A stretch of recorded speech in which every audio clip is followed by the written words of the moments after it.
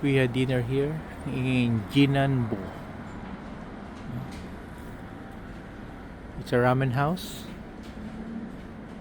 So, of course, being a ramen addict, okay na to siya. This place is just near our Airbnb, no? Our last Airbnb here in Osaka. So we took a Shinkansen from Tokyo kanina na mga 12 noon. So if you observe yung streets nila, they have bicycles.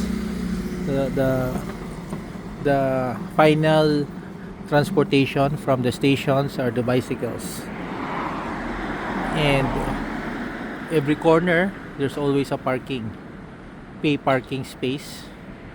Then yung convenience store, here 7-Eleven dito, dyan. Then dun sa malapit sa amin is also 7-Eleven. These are yung isang area, no? Parang Sumida ata.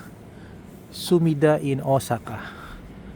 Pinili namin tong place na to because malapit sa yung Osaka Shin Station.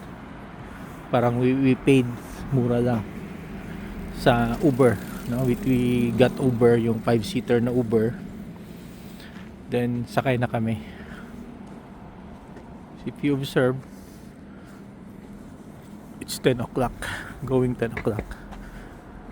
Hindi pa masyado, kahit na yung peak hours, hindi ganun kadami yung mga sasakyan here in Osaka. Nasa yung mga suburbs niya. Then ito, parking. May rates sila kuya, oh. Mag-park ka ng 10 o'clock hanggang 8 o'clock in the morning.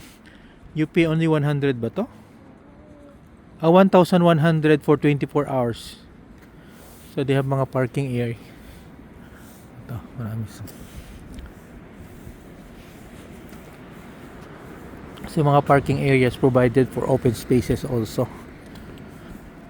May mga sakyan ka. They don't park yung mga sasakyan nila in the streets, no? Roads. Unlike sa atin sa Philippines, kalat. Dito naman, almost every block, daming mga parking areas. So dito this is the 7-Eleven store, which is just near, adjacent, kasi kami sa second floor kami. Sa taas kami ng 7-Eleven area. Okay, ito yung feel ng Sumida district here in Osaka. Of course, the most famous yung Dotonbori commercial areas, but if you want to have a feel of yung life here in Osaka, mga areas na mga considered as peripheral areas, no, for us foreigners, this is it. Okay, pasok muna ako 7-Eleven.